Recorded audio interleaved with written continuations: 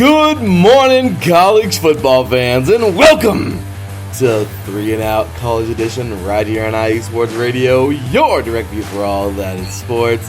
Ladies and gentlemen, this is me, your boy Larry B, joined by the one and only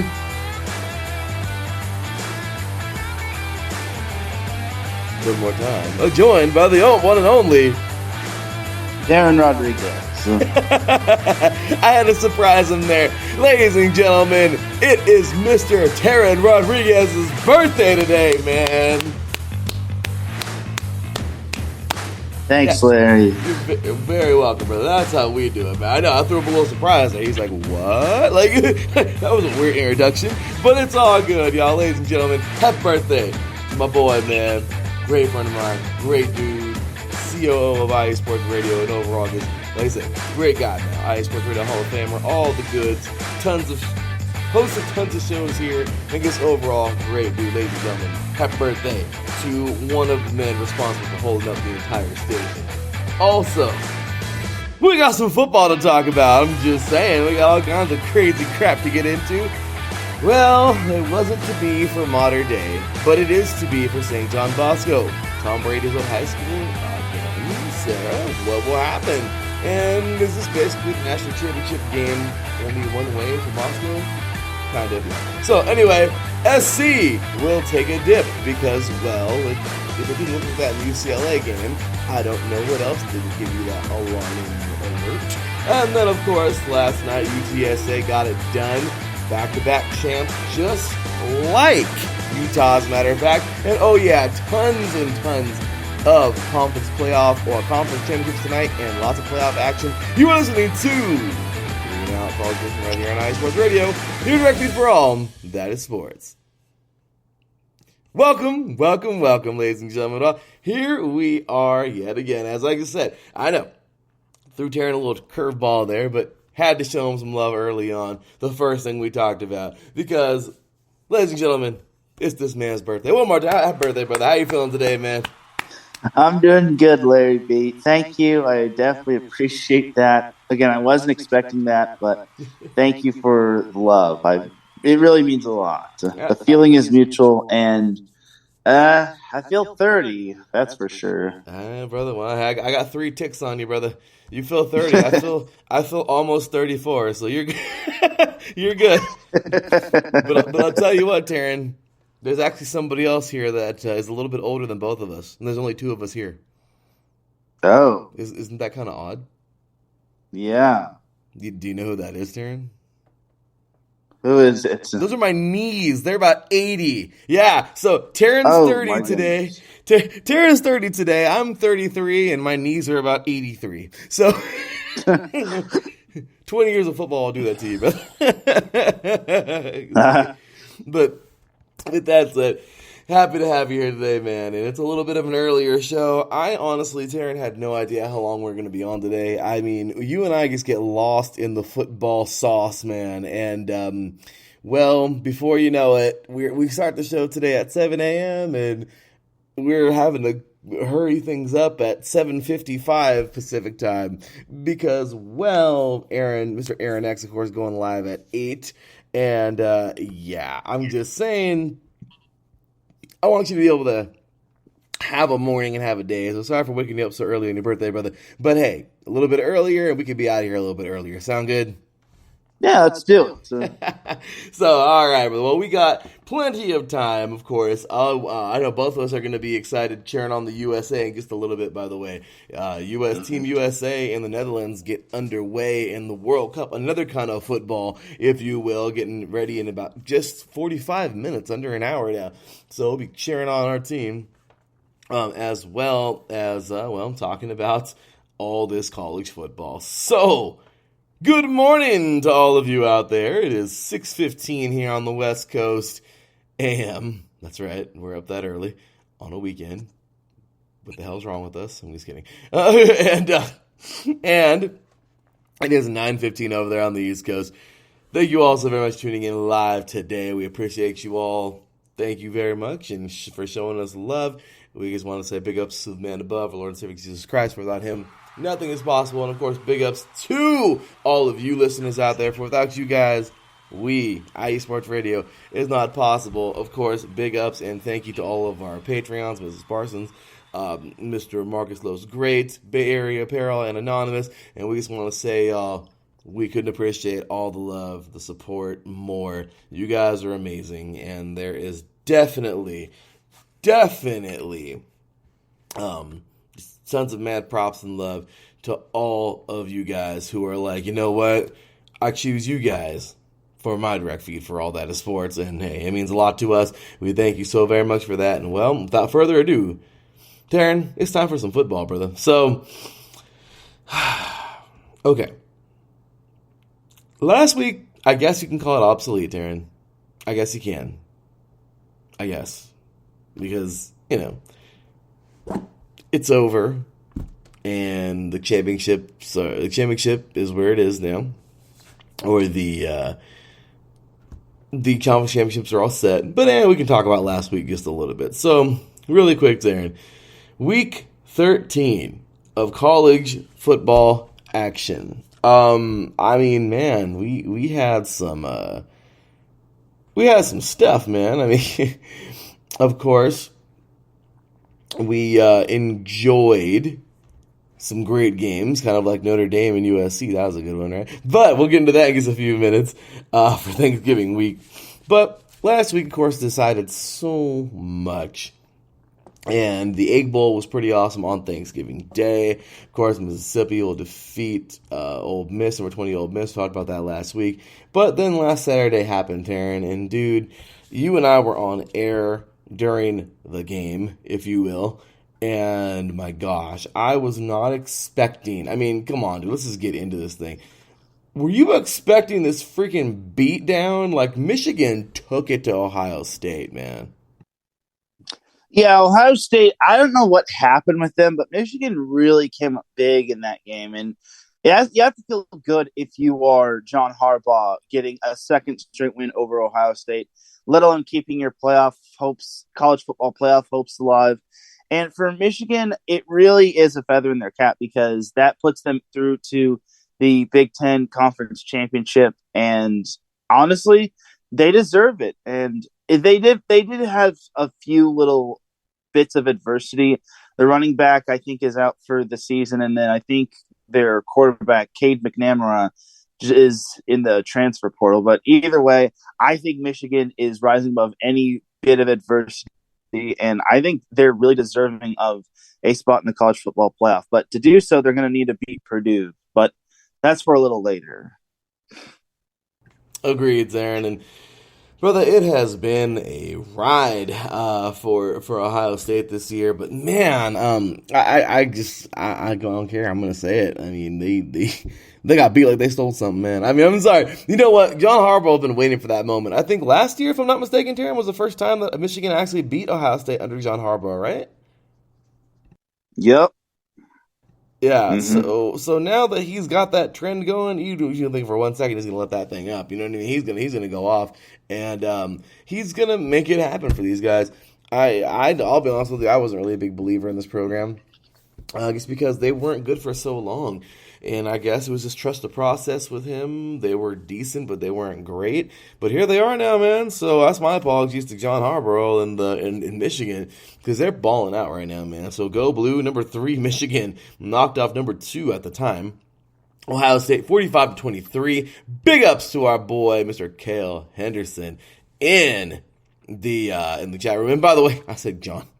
Teran, I am in NFL mode right now. I'm sorry about that. After last night, college football's over for me. So I'm just saying, we're gonna play in the No One Cares Bowl, USC.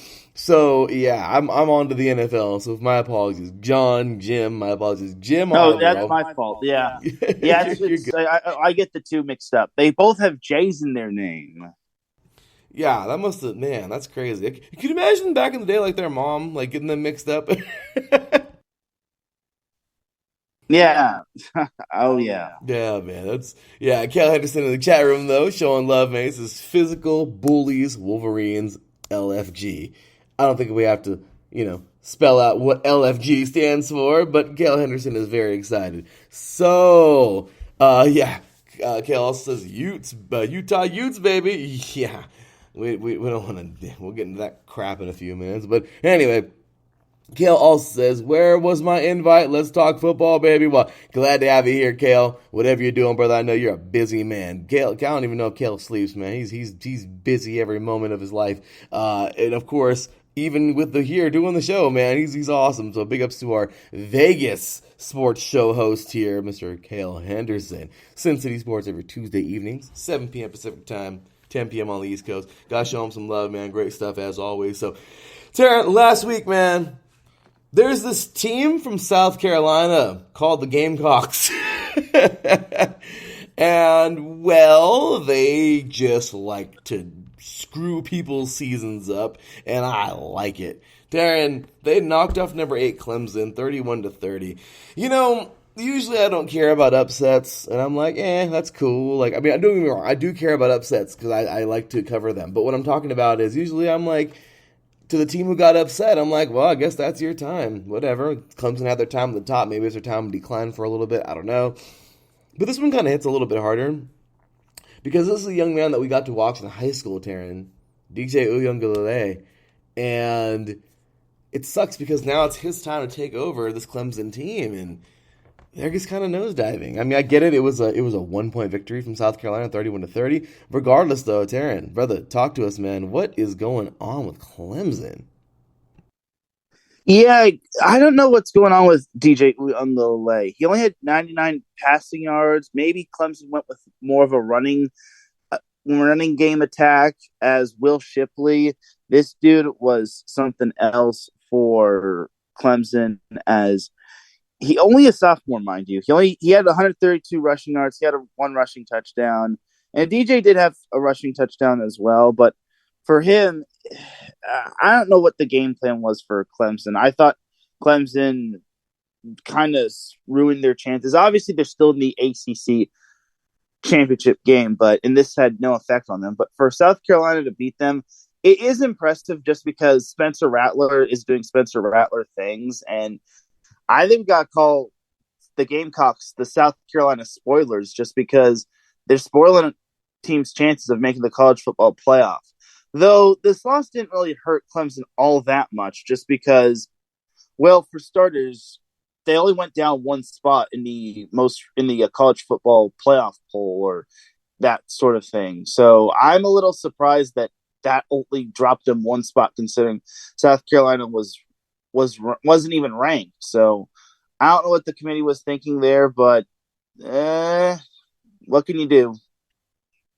That's the committee for you. So anyway, I'm just saying, if USC would have won last night, I would have still been kind of worried and been like, I don't know, maybe Alabama's going to get in over USC for some reason. I don't know. Don't ask me. But anyway, so I guess that's why USC, we talked about this last night, Cecilia and I on the Sports Club perspectives, that, I guess we had to jump ship to get noticed, it's crazy. I mean, that East Coast freaking bias bothers me so much, but anyway, it is what it is, and the SEC bias bothers me more than anything, more than anything, college football, that is. So anyway, with that said, Teran, insanity, right? That was craziness. So we had a couple other games I'll briefly go over. If you want to mention, if you want to talk about any of them, feel free to. But number 7, Alabama, of course, defeats Auburn 49-27 in the Iron Bowl. We had the Civil War going on, you guys, as number 21, Oregon State defeats number 9, Oregon, 38-34 in an amazing Pac-12 rivalry game there. Kentucky, hey, how about this? They upset their in-state rival, 26-13, then number 25, Louisville. We have Minnesota and Wisconsin. This is such a freaking great game every year, and Minnesota got the better. It's the Vikings, it's the Packers, guys. It's the Badgers, it's the Gophers. It's just, that's what it's all about. It's awesome. Minnesota will knock off Wisconsin 23-16 on the road. Illinois rivalry here. We have Illinois just absolutely destroying Northwestern 41-3. Hey, okay. A little Indiana battle here. Purdue and Indiana, and Purdue will just I wouldn't say stick it to Indiana, but they beat them 30-16. Hear plenty more about that on the Crossroads Pod coming up next with Mr. Aaron X in just about an hour and a half. We also had here just some other games that were just kind of random. The Rumble and the Rockies. Number 14 Utah has obliterated Colorado 63-21. Really happy. Cale Henderson here, covering all Vegas sports. Well, UNLV got it done, man. Gosh dang it. That's a pretty good season for UNLV. I know. Okay, sorry. I said it was, a good season. It was 5-7. But for UNLV, that's pretty gosh damn good in my opinion, because you know what? They got a victory.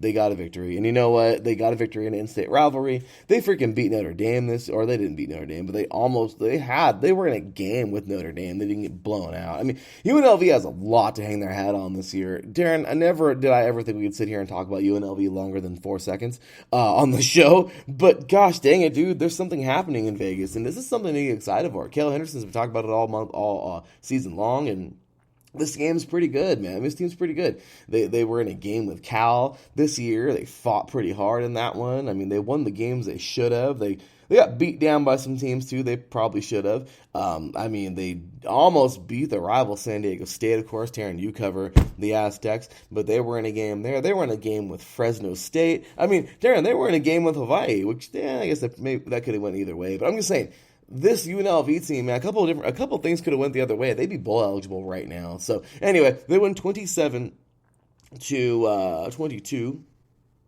here at home at Sam Boyd Stadium. I think they still play there in Vegas. A couple of other upsets. Texas A&M over number 5 LSU 38-23. Wow, that was a crazy one. Tennessee beats up on their in-state rival 56-0 Vanderbilt. Of course, number 10 Tennessee doing their thing. The Kansas battle here. We have number 12 Kansas State defeating Kansas 47-27. And I don't know, Taryn. We have this other game here called the Apple Cup. Such a cool name. Number 13 Washington will knock off Washington State 51-33. So anyway, Taryn, all those games last week, of course. I think the final one, which was our favorite, which was the game of the week last week. Number 6, USC at the time, number 6. USC defeated Notre Dame, number 15 Notre Dame at the time, 38-27. And, well, that was how the cookie crumbled. We talked about the Friday games last week on Saturday's show, so we're not getting into those. But, Taryn, what you got for us, brother? Talk about any of those games, let us know. Yeah, that Apple Cup was quite crazy. And the civil war between Oregon State and Oregon, that was also quite something. Oregon, I think, was up 31-10, and then Oregon State outscored them 24-3, which I think is rather. I'm sorry, not 24-3, the 28-3. So I really thought that threw a wrench in Oregon's plans of making the Pac-12 championship. And what really sucks for Washington is that they won their Apple Cup rivalry. However, they finished tied atop the standings with Utah and Oregon. And I guess by means of tiebreaker, and Oregon was hoping they were either going to win or they needed Washington State to beat Washington. Utah was the one that was able to come out with the tiebreaker. So for the Pac-12, it was obviously a jumbled up mess. It would have been an even bigger mess had USC and UCLA finished 7-2 in the conference. Then there would have been a 5-way tie for first place. So the fact that we had chaos in that conference was quite amazing. So I think that's pretty much it. I was very surprised to see that Texas A&M pulled off the win over LSU, just because Jimbo Fisher and his crew has been struggling, but for them to pull off a win like this is something special. It doesn't take away from LSU being in the SEC championship game, but I don't think it does their confidence all that much of a favor. Agreed, Taryn. Agreed. And yeah, man, just some great football from last week, brother. Real quick, for those of you who didn't tune in last week, I mean, my gosh, the Territorial Cup, Arizona over Arizona State, 38-35 at home. We had some really good ones, of course. Number 19, Tulane over number 24, Cincinnati, 27-24. NC State in double overtime, upset their in-state rivals, number 17, North Carolina, 30-27. Just a lot of great games last week. Of course, the Sunshine Showdown, if you will. Florida State, number 16, Florida State defeated Florida 45-38 in a really good game there. So all those games, staring last week was a really good one for rivalry week. And Kel Henderson wants to add, he says his top four: Georgia, Michigan, TCU, and Ohio State. He says, who plays in the Rose Bowl for the Big 12? Penn State, maybe, he says. And then Deion Sanders of Colorado was big. Yes, absolutely. We'll definitely talk about that coming up. I feel like Deion Sanders, I still, it's just, I don't know. I get where his alma mater, Florida State, was talking like, oh, experience-wise and everything. But his prime, man. Look what he's done over there at Jackson State. He did great things over there for that school. And, yeah, man, going to Colorado, this is huge. It's crazy to think the school is just... Colorado's seen better days. Is this the day? Is this next year going to be a night and day year for Colorado? Is he going to need a lot of time to make this program grow? I mean, I don't know. I know Rome wasn't built in a day, but Prime is a legend, and it seems to me like he's a pretty damn good coach too. So yeah, Teran, any comments or thoughts on that? Yeah, for Colorado, they needed a big-time hire like this just because everyone in the Pac-12 is doing big-time things, and I'll get into that a little bit later. But for Colorado, they obviously had such a messy season, only one win, and they needed a big-time coach like Deion Sanders to come in and give them a little culture change. And I think it's big time that he's able to do so. Now that we're on the topic of Pac-12 coaches, unfortunately last week, David Shaw had resigned from his position at Stanford. So now it's Stanford in a little bit of a messy situation. Just because Stanford has seen better days as well. And obviously them losing to Cal was kind of also a little bit of a cherry on top. I don't know if that influenced David Shaw to step down, but David Shaw was very serviceable, and he definitely deserves a lot of credit for all the heat that he took and all the years that he's been at Stanford. And I do wish him the best, whether he wants to coach or not. He said it was time, and he just went on his own terms. So it's going to be quite the interesting storyline for Stanford, just because Arizona is improving because they have a young team. We don't know what the status is of Arizona State just because they hired Cal Poly's head coach as their offensive coordinator. So they're starting to revamp a little bit. Utah is obviously in great shape with Kyle Whittingham. USC and UCLA are in good hands. Oregon and Oregon State both had great seasons as well. And then the Washington schools, they appear to be fine. So Stanford is probably the only one that has the biggest question mark over their heads, because Cal also has a young team. And they're still trying to get themselves off the ground. But I think Cal almost beating UCLA in the Battle of the Bruins kind of shows that they're making progress. Absolutely, Teran. I love how you bring that up. David Shaw, man, amazing coach, and it's crazy to think he even resigned, man. I didn't even know that. It's crazy. Stepped down, but yeah, maybe it was time, and yeah, it's good to hear on his terms. I like that. So, I love it. Kales is going off here in the chat room saying, he says, bro, have you seen the Buffalo's facilities? Deion is about to recruit big time. $380 million football facility, easily one of the best in the country. Then he wants to add, Shaw was a good coach. Don't envy his position. Dude basically has to recruit kids with 28 ACTs or higher. Absolutely. He says, that's so tough. Really thins your recruiting pool. And no, it's true. When you get one of those positions at such a big time school, it's like, yeah, you gotta follow that criteria. And it's just crazy to think, man. But when you get players that are like amazing like that, it's like, oh my gosh, like you just hope and pray, like, please come to my school. You know what I mean? Like we can't go get a kid that's not very, that's good, but only has a 2.0. I mean, you know what I mean? It's crazy. The school has their what do you call it? They can only let certain kids in. I mean, it's up to them. That's their deal. So agreed. That's pretty crazy. How about that one, Teran? That's good stuff there to add. So really quick there, Teran, I just feel like, dude, that's insane. But yeah, watch what Prime does there in Colorado. I'm so excited for that. And Coach Shaw, wherever he may go, man, I know he's going to do great things. He's going to continue to do his thing. So awesome stuff here. And then, of course, last night, Teran, well, I might as well just talk about this crap. Well, first things first, I just got to throw, we're talking about the Buffaloes. Run, Ralphie, run. Well, we'll talk about Buffalo real quick, Teran. Freaking the Buffalo Bulls, man. Yeah. They have had a very hard year, and Miss Patty Bax has been there for it, man. As much as she's been cheering on her Buffalo Bills, she's also been cheering on her Buffalo Bulls, and one side, she's just happy because those Bills are eating everybody alive. But on the other side, the Bulls have just been, they've seen better days, man. But last night, or yesterday, actually afternoon, they would become bowl eligible. I love how they put that. There's that post. I don't know if you saw it. Teran Patty retweeted it, but it says bowl and then eligible, and then they erased it and put bull. Eligible. So kind of funny, Teran, but yeah, dude. The Bulls, man. We haven't seen them be solid since Khalil Mack played there, and I think we both know something about that guy. Such a cool story.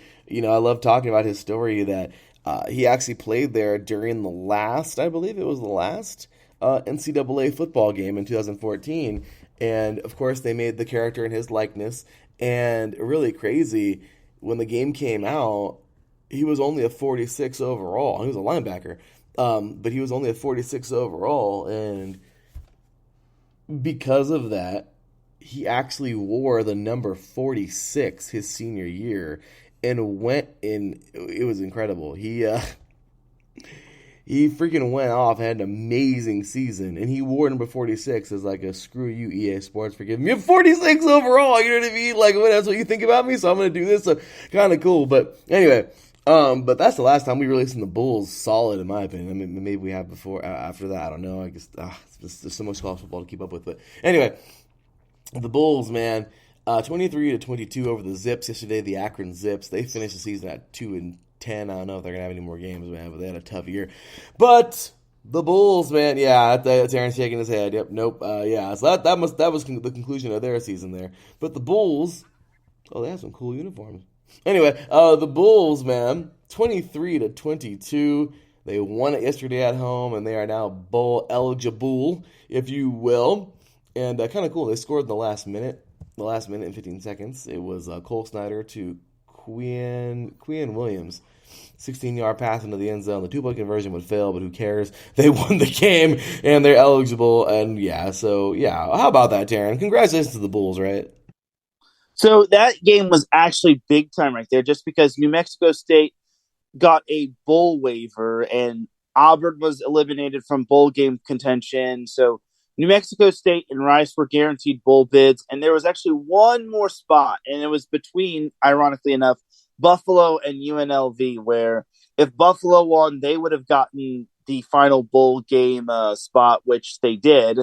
But if Buffalo were to lose, then UNLV would get the final bowl game spot. So for Buffalo, their win over Akron was bigger than most people expected. Everyone thought that wasn't going to be a big time game right there, but it actually was. So now Buffalo is bowling, and for Buffalo fans, it's big time right there. And for UNLV fans, it's just another lump on the head just because it's been a rough year for UNLV. They just recently fired Marcus Arroyo, but as they're basically on the search for a new coach, and Kale obviously talked about Marcus Arroyo's firing, but I think UNLV is trending in the right direction. I think they have a lot of upside for their team, but obviously missing out on being bowl game eligible does not do them any favors. So for Buffalo, it's still something special just because they narrowly escaped against Akron, and I think I'm going to be interested to see where they're going to be at in terms of their bowl game. Teran, I'm with you there. That's actually pretty interesting. I didn't know that they fired him. That's crazy. But I will tell you this. Buffalo earned it. That was awesome. I guess UNLV would have gotten in on that pity 5-game deal, when, is what it is. But it is what it is. Buffalo got in, and good for them.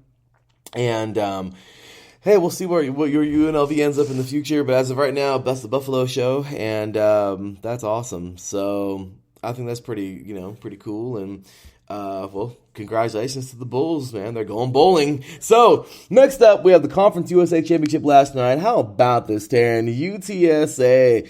Freaking San Antonio, they get it done in pretty dominating fashion. Maybe not super dominating, but they defeat the Mean Green of North Texas, UNC, 48-27.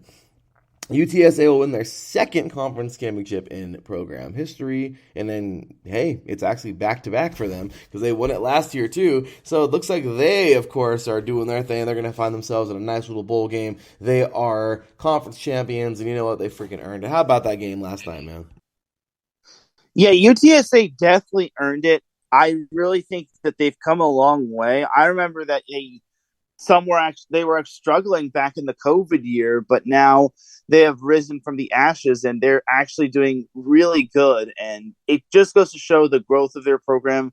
Just because Conference USA is so tough to compete in. Obviously, you had Western Kentucky, who was good back when they had Bailey Zappi from last season. But UTSA has really been something special. And I really think that UTSA does have a lot of upside, and heaven knows how far they can go next season in terms of their conference. And I really think that, obviously, some may say that might have been a down year in the Conference USA, but don't tell UTSA that. I think UTSA is just going to take it and run, just because it's always somewhat of a battle in the Conference USA. It is, dude. To people who don't like everything outside of the Power 5, you must not like football. I'm sorry, but dude, there's so many great. Look at Teran. We're about to dive into freaking high school. We're about to dive into the 3C2A and NJCAA in college football. We're about to talk about the NAIA, Division 3, Division 2, the FCS. So yeah, if you don't like any of that stuff, you might want to not listen to the show. But like I said, there is great football outside of the Power 5. And this is just great stuff here, man. UTSA is amazing. They showed it again, their resilience, and just what a great team they got going on there. So congratulations to the Roadrunners on a nice victory. Then there was this game, Teran, a game that I don't even want to talk about, but is what it is. Our beloved USC Trojans lost to the better team. During the season, USC had this game in the freaking bag and then let up, and, well, Utah won by a point. And, well, last night, the Pac-12 championship was all on the line, and the Trojans were up 17-3, I think, at one point. And, well, it's just disgusting as a Trojan fan. Beautiful if you're a Utes fan, but, USC just took their foot off the gas, and it just looked disgusting. I don't know. I wouldn't say that totally. Utah earned that victory and then poured it on at the end. But I'll tell you right now, Teran, straight up, dude, I hate to say this, I really felt that USC, after that UCLA game, during that UCLA game, it was just, to me, it was like, yeah, this team they don't want it. They don't want it. They're not hungry. They don't want it. I'm sorry. I'm not discrediting UCLA. They're a very good, tough football team. It's a rivalry. But, Teran, USC has to realize, and tell me if I'm wrong, they had to realize the situation they were in. There's no time to not dominate. I'm sorry. Because the moment you realize, oh my gosh, don't look now. But guys, we're in the top freaking 10. You know what I mean? Guys, we are actually in the national conversation for the college football playoff. We need to go out there and absolutely destroy everybody we face. I'm talking about freaking, I don't give a crap. I'm talking about run that damn score up. I'm talking about beat down teams, because we need to be serious and show the committee we belong in the playoff, and not even give them a to question it. You question the other three teams, but we know we're in. Okay, we blew out freaking UCLA, we blew out Notre Dame, and the Pac-12 championship. We're gonna blow that team out too. We're gonna leave it. We're not gonna leave any chance to the committee. We're not gonna leave no decision to the committee. And I don't know, Taryn. I just feel like that's where you got to turn it on, man. You got to turn it on. If you don't turn it on there, then that's what it is. And UCLA gave USC fits. Yes, the Trojans won the game. Cool. But it just kind of scared me because I was like, yeah, I don't think this team wants it, man. I mean, they're a bunch of fighters, yes, but they didn't fight hard enough. Then they played Notre Dame and smacked around Notre Dame pretty good, but I guess I don't know. There was points in that game too where I guess didn't look eh. But then I figured, you know what? Okay, they looked pretty good. No, excuse me. They actually looked pretty good in that game, Terrence Arng. And then in this Pac-12 championship game, it just kind of, I don't know. They started out like the USC that I know and love, that we know and love, and then it just turned into that team that started falling apart versus UCLA. And honestly, dude, they deserved that loss last night. And I'm a proud Trojan fan. But yeah, they deserved it as a fan base. Of course, we deserved it. 47-24, dude. I mean, Utah went off, and like I said, dude, I'm sorry. I know I may demand a little bit or whatever, and I know everyone says I'm really harsh with my teams and everything, and I understand that. But dude, you're in the national eye, man. I mean, I don't know. Give me, if whether you agree or disagree, respectfully, it doesn't matter, either one, but talk to me, brother. I'm just saying. I know in the crunch, though, you gotta freaking perform, and USC started with the UCLA game. So, I don't know. That's what it was for me, Taryn. The floor is yours, brother. Talk about this game, man.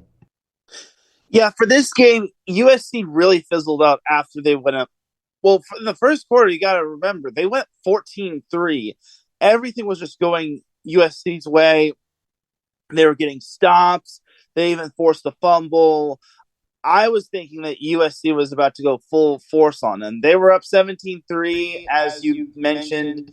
Here's where I think everything went downhill. USC went for it on 4th and 8 on the Utah 37. And I understand going for it on 4th and 8 and maybe just putting this one away, but that's a little too risky. And you don't want to put a score on your kicker, which has struggled because USC has had kicking issues this season. It's actually made their kicking issues this year has made the Chargers look a little normal. And this is the moment where you want to pin Utah deep. And the worst thing that could happen would be a touchback. So for USC, I think missing out on that 4th and 8 really hurt them just because Utah eventually got the momentum, and then eventually USC punted on their next possession, and then Utah tied it up, and then I think that's kind of where the momentum went. I think missing out on that 4th down, which I think which cost them, really brought Utah back, and I think maybe Utah dominated in the trenches. I think that's kind of where it was won, and Kyle Whittingham really has USC's number, and Utah is big and physical, and defensively they started bullying their way against USC's offensive line. It got to the point where Caleb Williams did all that he could, but unfortunately, I think he might have done a little too much because he tweaked his ham. I think it was his hamstring or was it his shoulder.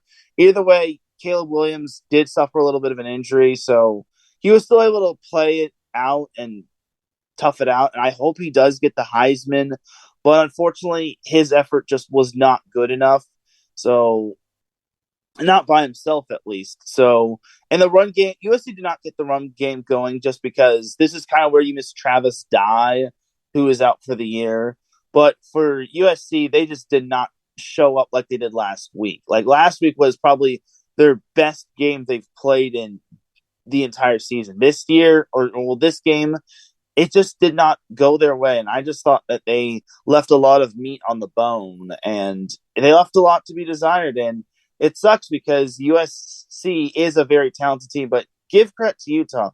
Cam Rising is a stud, and he basically did everything in his power to help win the game for Utah, just because Utah didn't have their star running back as he declared for the NFL draft. Their starting tight end was out for the season. So for Cam Rising, my Power 5 question going into this season was, is Cam Rising the best quarterback in the Pac-12? Well, his team is certainly the best team in the Pac-12, but you can make the debate on Cam Rising versus Caleb Williams, but Cam Rising is possibly a star. And I think Utah really out-physicaled USC for the most part. Yeah, agreed, Teran. You're absolutely right. And I know I got a little crazy there, and I definitely give credit where credit's due. I appreciate, like I said, the better team won. That's all there is to it. The Utah dominated. They were just better, and I guess I don't know. It's just disappointing because USC hasn't been up there in so long, and as a fan, that's really frustrating. But just knowing that, dude, this is where you gotta turn it on, brother. You have to.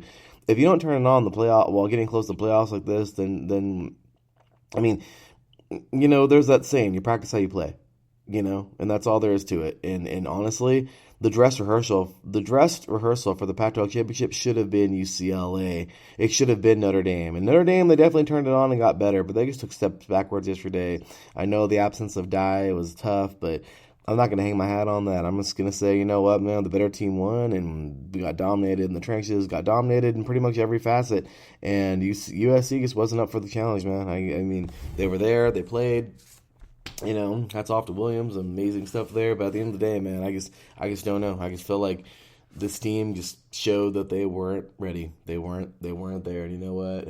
I will gladly see that. Than to go into the college football playoff and get freaking eaten alive by a team like Georgia and get embarrassed. Like the last time USC played Alabama I know it was years ago, but I'm just saying, like, it's crazy to think.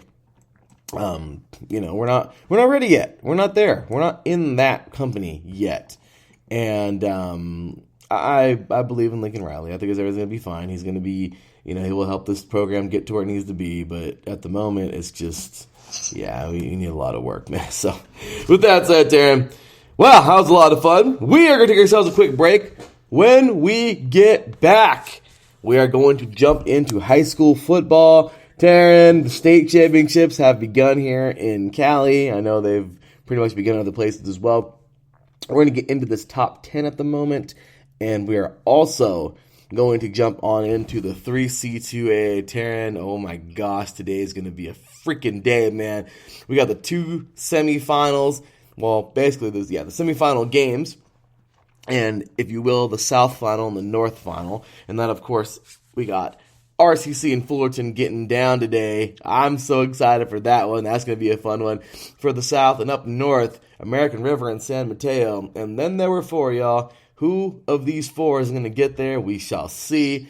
It's going to be awesome. We actually got a championship today, Teran. The NJCAA D3 National Championships getting underway in just a couple hours here. So much to get into, and we're going to have some fun talking about all that. So with that said, ladies and gentlemen, you're listening to 3 and Out College Edition right here on iSports Radio. Your direct feed for all that is sports. We'll have plenty more to get into right after this.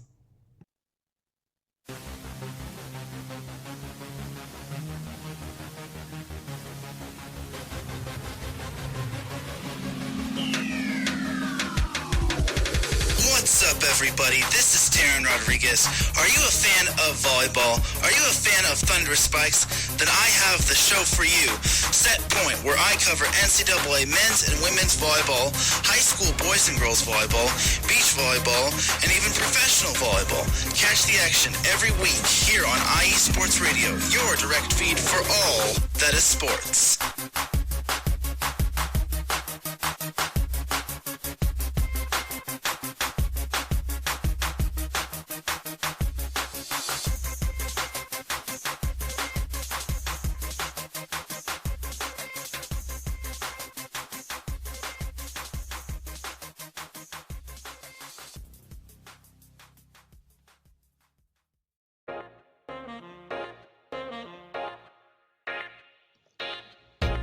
What is going on, everybody? My name is Harrison Glazer, and we're coming at you from the Show That Never Sleeps podcast. I cover the Jets, the Islanders, the Nets, and the Yankees. This is Pierre Moss, and I cover the Mets, Knicks, Rangers, and the Giants. Our show is live every Wednesday through Spreaker and a bunch of other ways to get our content. Again, we're the Show That Never Sleeps podcast. We talk about all those New York sports. It's a lot of fun. We get into all of it. Please tune in. Again, that's Wednesdays at 6 p.m. And we look forward to having you guys right here on IE Sports Radio, your direct feed for all that is sports.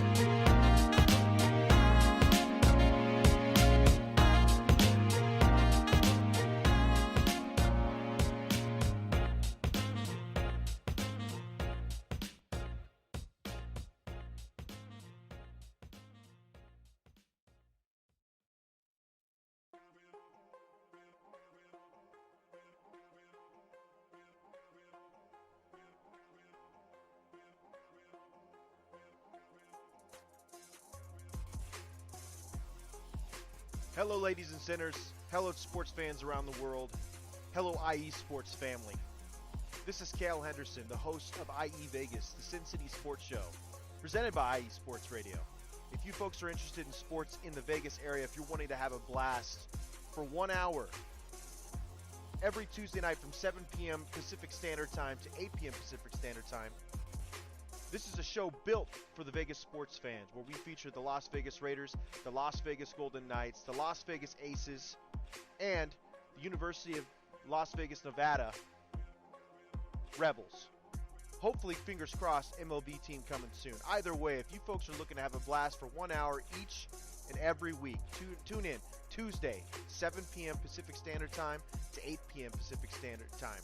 If you folks are interested in Vegas sports news, go to our Twitter, at SinCities_IESR, and you can speak with me, the host, Cale Henderson, at Cale_Henderson on Twitter.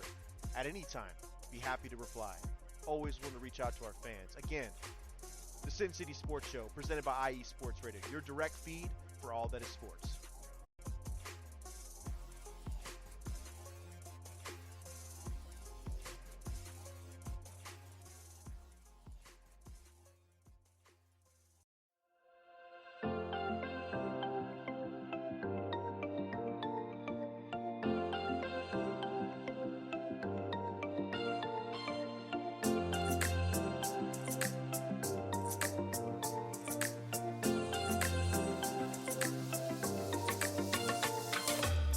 Are you a fan of Buffalo sports?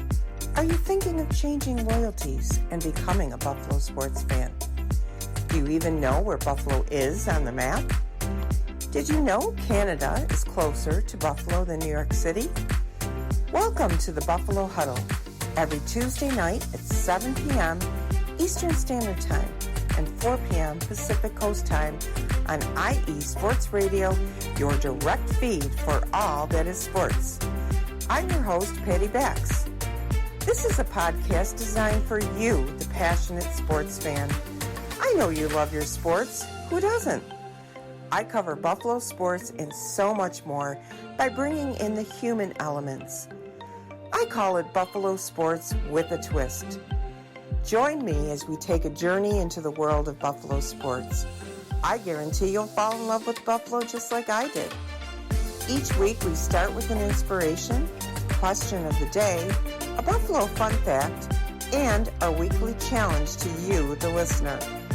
Come huddle up with me every Tuesday at 7 p.m. Eastern Standard Time and 4 p.m. Pacific Coast Time for the Buffalo Huddle with Patty Bax on IE Sports Radio, your direct feed for all that is sports.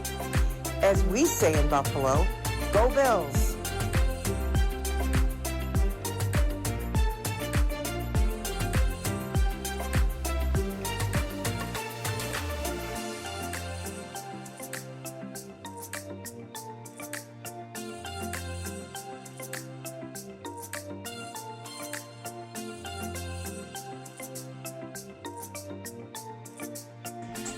Welcome back, ladies and gentlemen. I love that drop. I'm telling you, it gets me so happy and cheerful. Patty Bax, y'all. Show her some love, man. Got to show everyone some love here at the IE Sports Radio family, man. We got so much going on here and get so much love and appreciation to everybody who puts something into this thing, man. We appreciate you. By the way, our beloved Team USA is kicking off right now versus the Netherlands. It is 7 a.m. Pacific Standard Time, 10 a.m. Eastern Standard Time, and, well, let's go USA. So, anyway, with that said, guys, we are going to go ahead and dive on it. Like I said, we got so much to get into today. Super excited. We just got the tip of the iceberg right there. We are basically almost 1 hour in, 49 minutes in to be exact. And, well, we got a lot more to get into. What can I say, man? When Teran and I get talking college football, man, it's just something happens. The time just kind of runs away. So, But with that said, y'all, as Team USA gets underway, like I said, in the other kind of football, we have here a little bit of high school football for you. Teran, crazy. Big ups, by the way, to San Jacinto, man, really, really crazy. Last night they beat University Park, and the San Jacinto Tigers over here in the Inland Empire. They're going to state, dude. They're going to the finals, so really excited for them, man. They're going to be taking on, I believe, Grant, if I'm not mistaken, but from up north. But congratulations to them. So anyway, Teran, I am excited, man. We got some great stuff coming up here in high school football. I mean, I think, like I said, the game to watch. Well, we'll talk about that soon. But talking about the top 10 right now, American Heritage is courtesy of MaxPreps.com. American Heritage. They just took out Bulls 24-14 in an amazing game last night, and looks like they will now find themselves taking on that team we've been talking about all season, Teran, the Central Rockets out of Miami. Looks like that might be the state matchup here in Florida, and that's a tough one. Even at number 10 in the country, man, it's a tough one for American Heritage. What do you think about that one, Teran? Crazy, right? Yeah, and give credit to American Heritage. They faced a very tough Bulls team, and they're able to come out on top. And we'll be getting into Central a little bit later, but for right now, it's a big win for American Heritage. They have a lot of talent on that team. I think I mentioned that their quarterback is going to Ohio State, and they have some other guys that have got some Big Ten offers and whatnot. So I really think American Heritage is living up to their reputation, and I really think the sky's the limit for them. Their only loss was to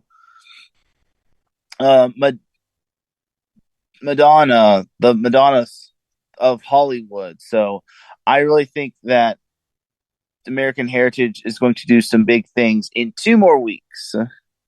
Yeah, man, Shamana Madonna ain't nothing to sneeze at, and Teran, yeah, your word, Teran. Yeah, but it's the truth, man. Shamana Madonna, I mean, they're another top school, so yeah, I mean, it's like losing a modern day. It's like, oh, well, okay. You know what I mean? It's not like it's a big deal, because the truth is, so absolutely, man. Some congratulations to American Heritage, and we'll see what they do versus Central coming up here. Number 3 in the country, Central, coming up here soon. So next up here we have the number 9, or Westlake, that is, the Westlake Chaparrals out of Austin, Texas.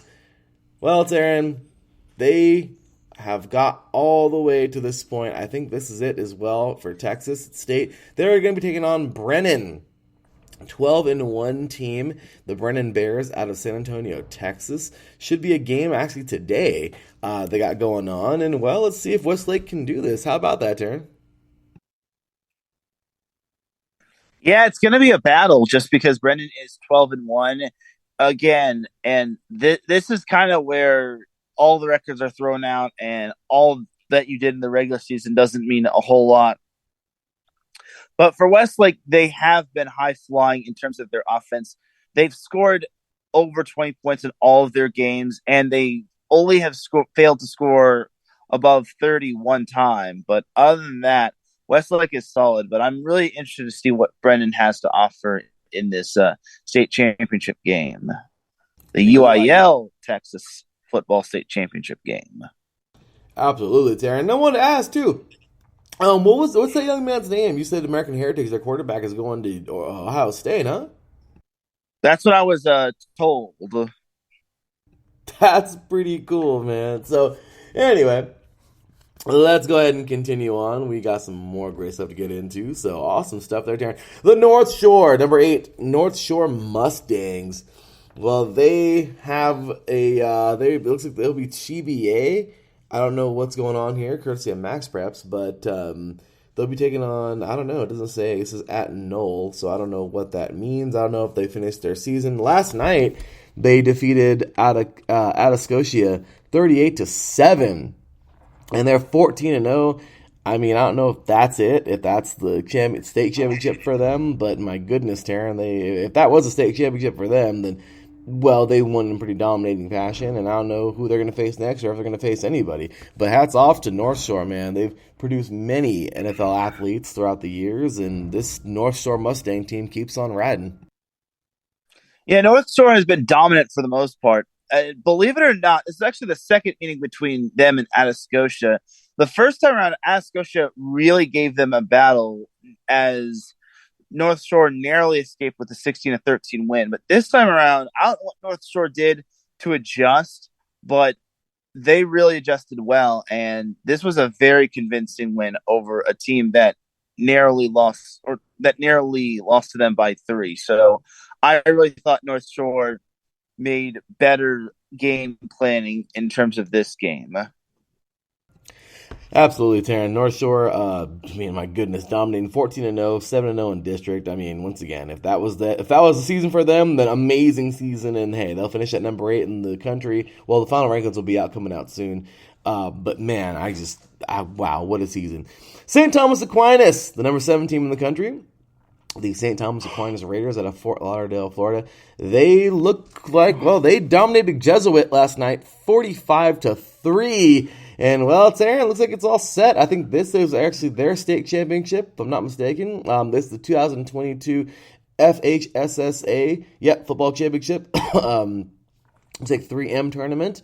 I think they all have their different ways of categorizing them. But, like California does. But they are taking on Homestead, the Homestead Broncos out of Homestead, Florida. They are 12-1, 2-1 in district. How about that game, Teran? Number 7 in the country, getting ready for another state championship game.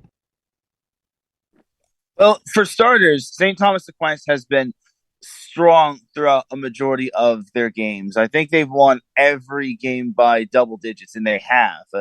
So for St. Thomas Aquinas, this was kind of something I expected. I didn't expect them to win by this much, but honestly, they really struck their stuff. And Broncos versus Raiders, where have we heard that one before? But for St. Thomas Aquinas, they are obviously one powerhouse of a team, and I really think that their matchup against Homestead, I wouldn't be surprised if they wound up winning that one by double digits. Like, I don't know how good Homestead is, but overall, it should be a battle between them and St. Thomas Aquinas. So, and Homestead is 12-2, so we'll see what they have to offer. But I think St. Thomas Aquinas is the early favorite in that matchup. I agree. I mean, come on, man, they're ranked, so I think that's pretty cool, man. I think, I agree with you there, Teran. I think this team is going to be another champ here, but hey, we'll see, man. We'll see what those Broncos can bring. Regardless, man, this is going to be a very good state championship game, I hope, and we shall see. So, hey, Mr. Marcus Lowe's great in the chat room. He says, salute. What's going on, brother? Glad to have you in here today, man. Talk a little bit of high school football right now. So, number 6 in the country, Teran, the IMG Academy. They're 8-1, and once again, they're a freelance team.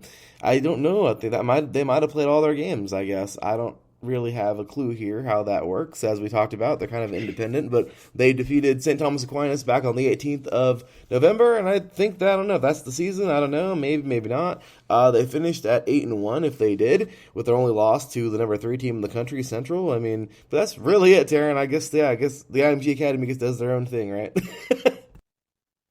Yeah, because you got to as you said, they're a freelance team, and they actually have to pay teams to play them. Hence was the case for Bishop Sycamore, and then that Canadian team they played on the 4th. So overall for IMG Academy, I would like to see them play like other opponents, like maybe St. John Bosco or Mater Dei. I'm not sure if CIF will allow other teams to travel to California and vice versa. But we'll see what happens. Like, I think IMG Academy still is a powerhouse, regardless. I would love that, and that's crazy, Teran. Why wouldn't they allow that? That's crazy. I didn't. How does that work? I think it's still an out of state type of thing, but I don't know if it just applies for football or if it applies for all sports. But either way, I would imagine it doesn't apply. It just applies for football. But then again, Mater Dei played Bishop Gorman at Bishop Gorman, so I do not know the whole whereabouts of the whole not wanting to play or not being able to play IMG Academy. So that's something we'll probably brush up on next week.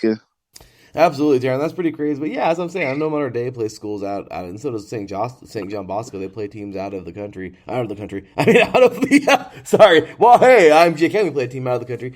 But yeah, I know they play teams that, of course, out of the out of California. But yeah, that'd be great to see that next year. That'd be cool. But with that said, brother, we are gonna roll on here into the number 5 team in the country, the Chaminade Madonna. We talked about them already, Taryn. They defeated last night. Looks like, man, they put a 56 on True North Classical Academy, the Titans out of Miami, Florida. 56-0. Wow. Yeah. 12-0 now, 3-0 in district. It looks like coming up next Thursday, they will be taking on Clearwater Central Catholic, the Marauders out of Clearwater, Florida. And it looks like this is set to be the FHSAA football state championship 1M tournament. So how about that one, Taryn? Yeah, Chaminade Madonna has been something really special this season. Six of their last 8 games, in the past 6 of their last 8 games, they've shut out their opponent. And this is kind of where the special part comes in for this team. Like, notice how I said the word 6 out of their last 8 games. Those 6 games are basically half of their games on their schedule that have been shut out. So it really has been impressive, and I'm really interested to see what they'll do against Clearwater next week. It's a Thursday game, so you expect something like weird, and it's kind of a short week for both teams. But you could expect Chaminade Madonna to still be on their A game. Agreed, Taryn. Agreed. And by the way, I love this, man. Mr. Marcus Lowe's great in the chat room here, getting into the high school talk, man. You got to love it. Of course, he's out there in Arizona, and we know some very tough Arizona teams, including Chandler. We got Hamilton, the team that stuck it my gosh, I'm losing it. My gosh. The team that stuck it to Bishop Gorman last year. This year, of course, Bishop Gorman, they did away with them. But, yeah. Basha's good as well. Oh, yeah. Basha is an amazing school in Arizona. But Marcus says, my boys have a lower ranking this year. Chandler is normally one of the best programs in the nation.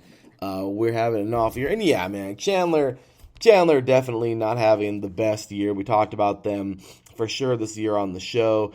Chandler this year finished, my goodness, where did they finished at 9-2. They just lost to Hamilton this year, of course, in their rivalry game back on the 10th. And Chandler basically finished the year already. They played Saguro on the 25th. They lost 45 to. Oh no, sorry, that was that was Hamilton. Hamilton would actually beat Chandler this year, 19-17, back on the 10th. And then we had here Sagaro, where they would lose 45-35 Sagaro. And then as for Chandler, yeah, they've also seen better days. Hamilton finished at 8-3. Chandler finished at 9-2. Chandler just kind of did their thing too. They finished. Actually, no, sorry. Chandler, kind of cool, man. Centennial, and also Marcus Lowe's Great brought this up as well. Centennial did their thing, and how about this, man? Centennial, they beat Centennial 47 of Peoria, that is, Centennial Peoria, 47-27. And Taryn, today, Chandler is playing Basha in the AIA State Championship for Arizona. So how about that, Taryn? How about that, man? The Basha Bears taking on the Chandler Wolves tonight for all the marbles in the state title in Arizona. How about that? Yeah, that should be a good game right there. Basha is definitely a fantastic team. I'm going to be interested to see how they do against Chandler, and I think Chandler might be flying under the radar. So if you're an Arizona football fan, in terms of like all Arizona football sports or all Arizona football, definitely check out that little matchup right there. I think Basha's got some studs on their team, but don't count out Chandler by any means. Yeah, without a doubt, Taryn. We got some studs over there in Arizona. But anyway, so yeah, great stuff there in some Arizona football talk. So let's continue on, Taryn. We have Bishop Gorman out of Las Vegas, a team that Mr. Mr. Kel Henderson maybe should cover this year coming up, man. Bishop Gorman's quite the team to if you're gonna by the way, Netherlands just scored a goal and USA goes down 1-0, Teran. 1-0. Gosh Anyway. darn it. Yeah, thank you so much, USA. Anyway, sorry. Giving us heart attacks here in the morning. I'm just kidding. So Teran, we have here just complete and utter chaos. Bishop Gorman, I think they won it all and it's over because we talked about this game already. Bishop Montague, 70-6 back on the 19th. And if I'm not mistaken, I think that was it. I think that was it for them. They finished the year and they're done and they just won another state title, I'm sure. And they were 13-1, 5-0. They only lost to Mater Dei, as we talked about, from California. So, yeah, Teran, I think that's pretty much it for them. And another great season for the Gales, man. Yeah, it's like you said, it's another great season. Their only loss was to Mater Dei, which is no shame of losing that type of game. But overall, it was an amazing season for Bishop Gorman, and I'm interested to see what they'll do next season and the year after, Agreed. And Kel Henderson says here, soccer on a real football show with a little face. Sorry about that, Kel. My bad. But hey, got to rep our home team, brother, in soccer. Not football, soccer. So I know, my bad, brother. So, Centennial of Miami. Well, we talked about them already, Teran. They will be taking on number 10 in the country, American Heritage. That should be like the game of the country, besides, of course, what we're going to get into next. But yeah, a little Florida battle there. Any thoughts on this one here? Who are you taking in this game? It's tough to tell. I'll probably take Central just to be safe, just because they are undefeated. But like I said, do not count American Heritage by any means. And this could possibly be something for Central, just because let's say they do win, and let's say for some odd reason St. John Bosco manages to slip up against Sarah. I'm not going to hold my breath on that one, but if that just happens, then Central would possibly, hence the word possibly, be the national champion, because you can't put Mater Dei ahead of Bosco after that little debacle. Like, you would have to put Central ahead of both Bosco and Mater Dei. I know those two basically played a tough schedule this year, and I'm pretty sure Central's strength of schedule probably isn't as good as Mater Dei or Bosco's, in my opinion. But I would not count out Central in terms of the national championship race. Agreed, Teran, agreed. And then, of course, the game of games. Last week, Mater Dei took one on the chin, ending the Bruce Rawlinson era.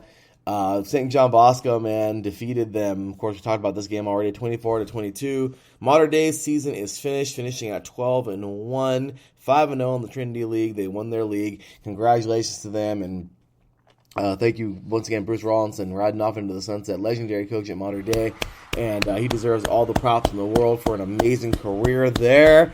But St. John Bosco will earn the victory, and they are now off to take on, well, actually, they're not going nowhere. Sarah is coming here. So we got Sarah High School, the Sarah Padres of San Mateo, Tom Brady's high school, at 13-0, 7-0 in the West Catholic Conference, or league, that is. And they are coming to town next week on the 10th at Saddleback College here in Southern California in South Orange County. Not too far from Teran, actually. And, well, this is going to be a game. The winner of this game, Sarah, I don't know. I think let me look at their national ranking. I know they're somewhere in there. They're not in the top 25 or anything, but hey, they're in, top of California. And, well, they win this game. It's safe to say, Teran, I don't know how that's going to work. I mean, I don't know if Central should get the national championship. I don't know if Mater Dei would still get it, but honestly, I don't know. St. John Bosco is a freaking powerhouse. I know Sarah's definitely a great school as well. But, yeah, I mean, safe to say this is the national championship one way. If Sarah wins it, I mean, of course they win state, but I mean, I don't think they're winning national championships here because they're not in the top 25 at all. But if Bosco wins it, it's pretty safe to say they'll win the national championship. What do you think, Teran?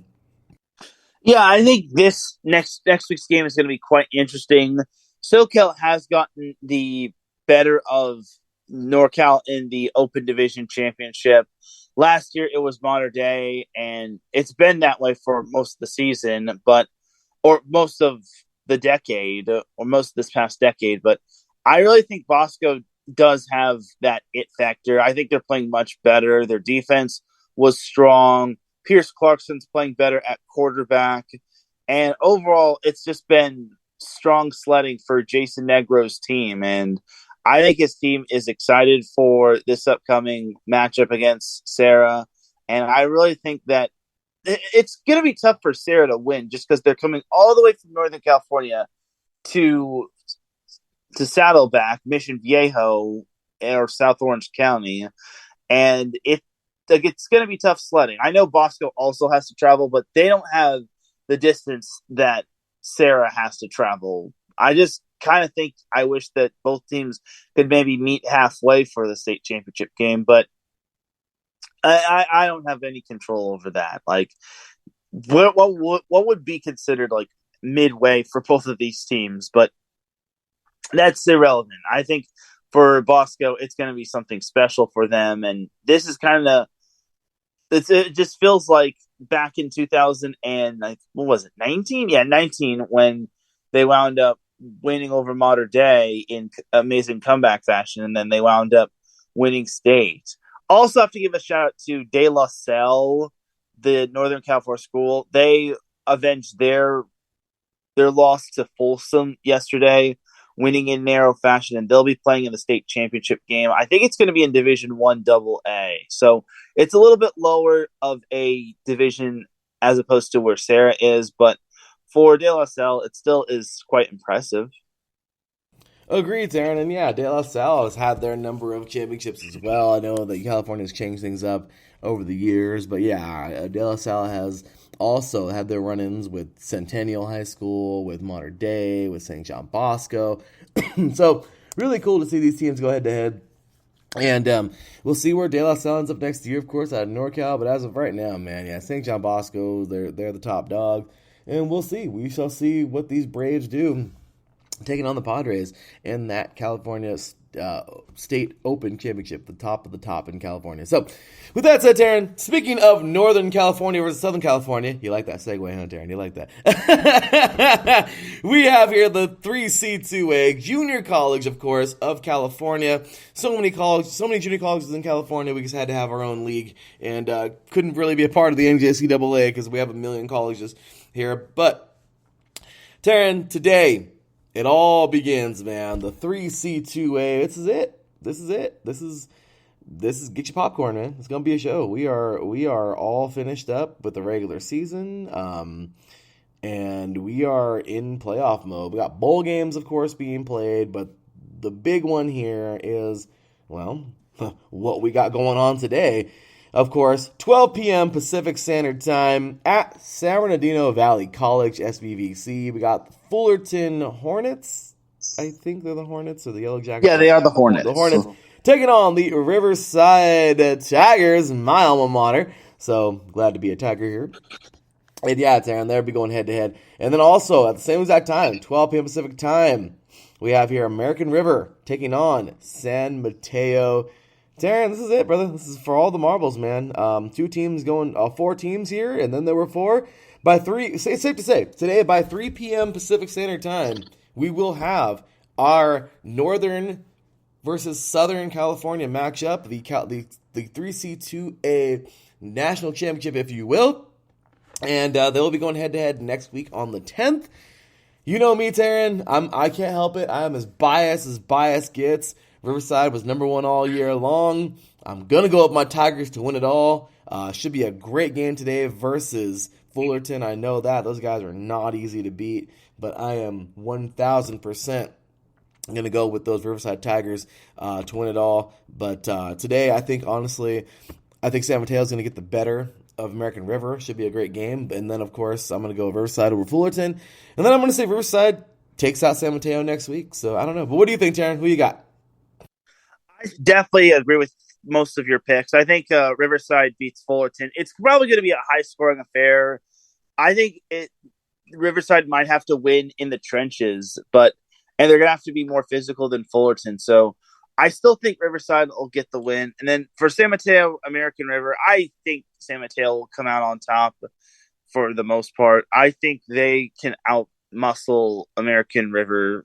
I think American River is a good team, but I just think that San Mateo just has a little bit more left in the tank. And then as for the final, I probably have to agree with you. I think Riverside does come out on top. They are very consistent. Obviously, they have a bad taste in their mouth from last year, narrowly losing to College of San Francisco.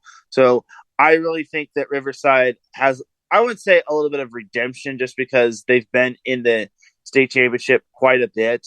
But I really think that Riverside does have to, they have to prove that last year was kind of a little bit of a late slip up, which is no shame in losing. I really think that Riverside does have talent, and they just fell short.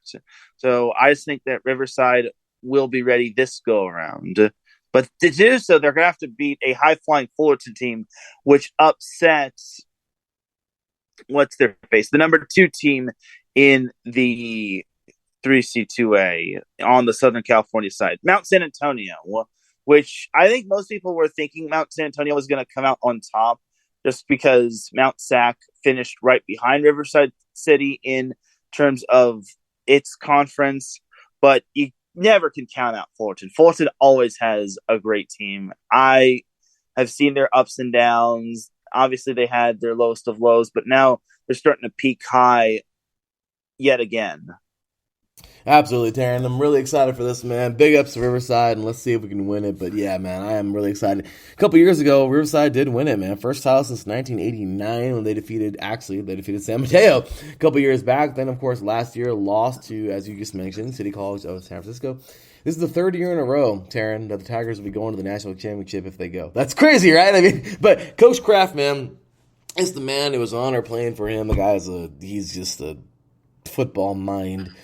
And he is, he's got this Tiger team rolling. He got there in 2010. And it took him a little bit to get things going, brother. He's had to recruit and get a lot of players and get a lot of, so close yet so far. But yeah, brother, Riverside is seriously firing on all cylinders right now. And I'm really excited for this team and what they got going, man. Yeah, and Riverside, here's the thing. Last year, I don't think anyone expected Riverside to make it all the way to the final. And then the fact that they were able to flirt around and get their way to the final by upsetting Golden West, on the road, mind you, is something special. So I really think Riverside is definitely been consistent over the past few years. And I think their consistency is a testament to their head coach and how he's able to recruit and have players buy into his system. And it all starts with having a good culture. Like, the culture is something you need to have in order to be successful. Good culture means your team is going to be your team is going to have an amazing impact on players outside of football and inside of football. Agreed, good sir, agreed. So today, Teran, we have ourselves the NJCAA Division III National Championship coming up in just a few hours. Number 2, DuPage versus number 1, North Dakota SCS.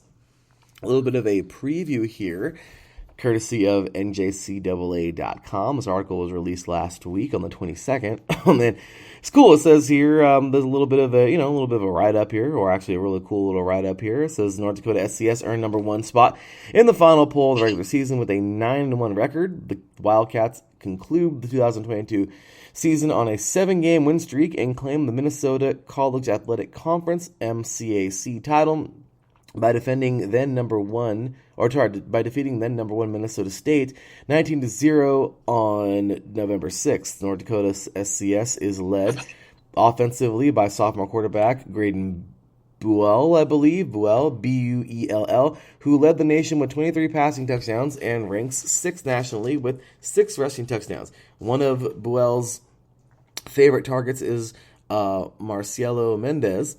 The sophomore leads the nation with 12 receiving touchdowns so far this season and ranks second nationally with 78.2 receiving yards per game. So pretty cool here. Also, they say there's more about them, but I'll go ahead and skip ahead. DuPage earned the number 2 spot in the final poll of the regular season with an 8-2 poll, or with an 8-2 record, including wins against 3 Division I opponents. The Chaparrals bring one of the most dynamic offenses in the country, including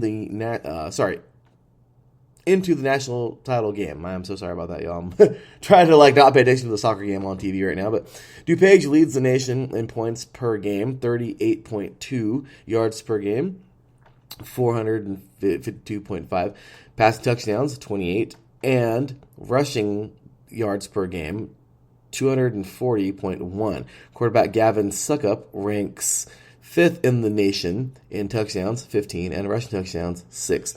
Receiver Matthew Brown is tied for 4th in the nation receiving touchdowns with 7. So really cool. There's a little bit more on them here, but yeah, what do you think, man? We got the Division III championship here today. I don't know, man. I'm feeling kind of froggy. I'm gonna go with DuPage. I don't know why, but I'm just gonna pick these guys. How you like that?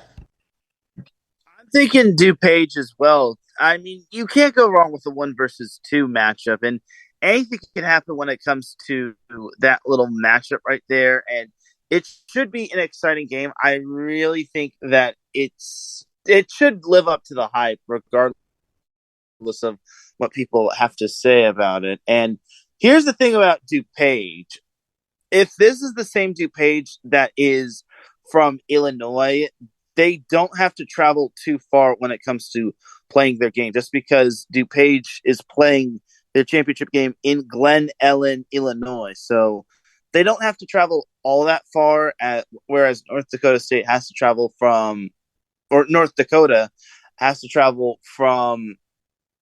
its neck of the woods over to Illinois. So I think DuPage might have the advantage of that. And obviously you like to have a little homegrown story. That's always the best, man. And yeah, DuPage, I mean, solid school here. I'm not sure if it's the same DuPage or not, but I do know this is a very cool little matchup here, and really excited for both these teams here today. Live it up, gentlemen. This is just a great opportunity for both. And hey, you know what? Let's see what both these teams got. Really excited for them both, and let's see if who can win what. If they can win a national championship here today at the Division III level. That's really cool. Once again, Teran and I can't figure out for the life of us why there's a freaking Division 3 but not Division 2 in the NJCAA. I don't understand that, but whatever. Is what it is. Yeah, Teran and I have been scratching our heads about that a long time ago, for a long time here. But also, yeah, Teran, this is out of Glen Ellen, Illinois. Yeah, so they don't got to go too far. Pretty cool, huh?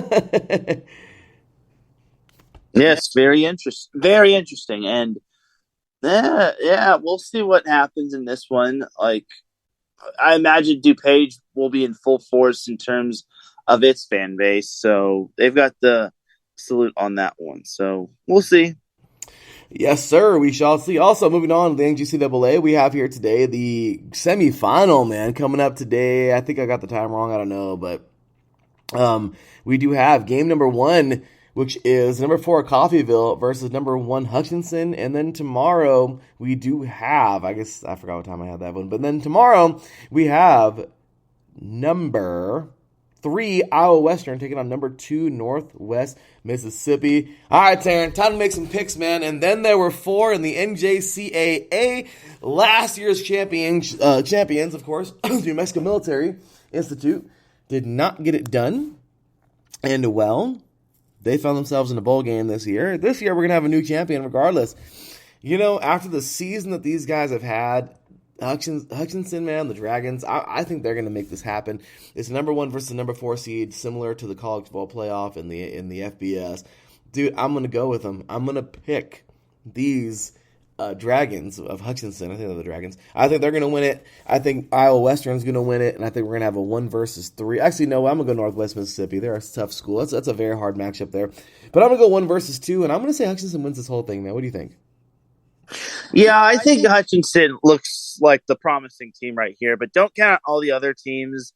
and just especially since it is semifinals time and you never know what to expect, and also never know what to expect from the other semifinal as well. And Hutchinson just has to focus on today's little semifinal, and they have to focus on themselves and just play their game as opposed to focusing on the other team, because they can't control what the other team has in store for them. So we'll see what Hutchinson can do as well as the other semifinal. Agreed, Sarah. And while moving on to the NAIA, excuse me, we have the Kaiser Seahawks out of West Palm Beach, Florida, taking on the Grandview Vikings out of Iowa. And dude, I am all for upsets. I think I would love to see. I like Kaiser's colors. I think they have a cool mascot. But gosh dang it, man. Grandview, they're just so powerful. This team is so good. It's hard for me to pick against these guys. I would like to pick Kaiser.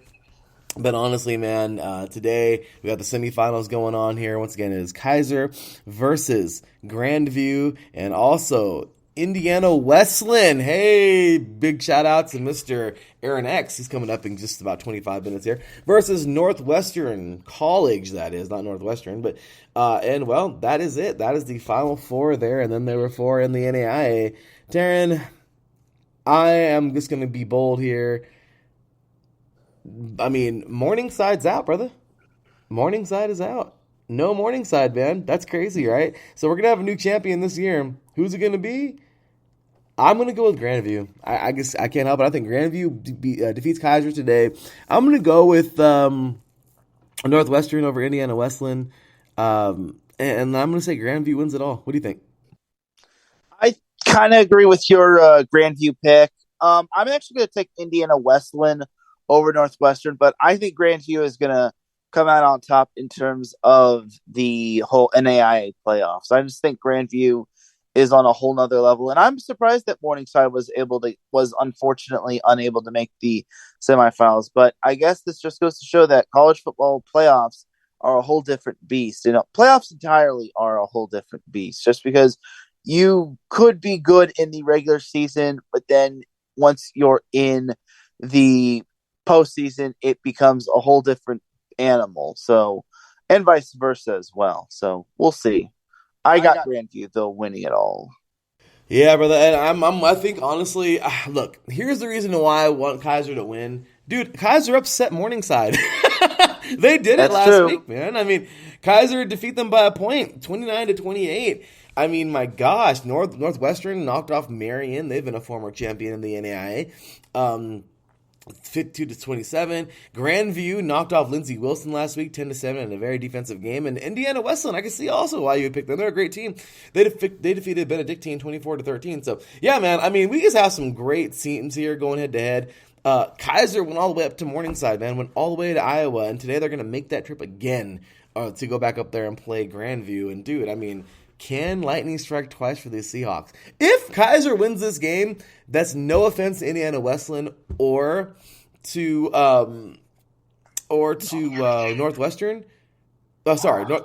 I said, yeah, both Indiana Wesleyan or Northwestern. But Teran, I'm going to go with Kaiser. I mean, they knocked off two Giants on the road. I'm just saying if they were to do that. But anyway, with that said, Teran, got about 20 minutes left in our show here today. So let's get on into it. Today, of course, we have Division 3, man. A little bit of Division 3 talk here. And, well, I'll tell you, Teran, we have seen some great games. Unfortunately, the team representing SoCal here, man, Pomona-Pitzer, wouldn't make it past the first round, but it's all good. Congratulations to them for winning the SIAC this year. But, Teran, brother, here we go, man. We are ready to rock and roll. We are in the final phases of this bracket, kind of. And, well, here we go again, man. We're getting real close here to the end. In the top left bracket, Wartburg defeated St. John's 23-20. Aurora defeated Alma 48-26. Today, Wartburg will play Aurora. Then on the bottom left bracket, we have here Mount Union dominating as per usual. Utica 45-7. They dominate everybody. And then Delaware Valley, hey, they defeated Randolph-Macon 39-32. Today, Mount Union and Delaware Valley will go head-to-head. In the top right bracket, we have here North Central out of Illinois taking it to Carnegie Mellon 28-7, and then Ithaca defeating Springfield 31-20. And well, today we have North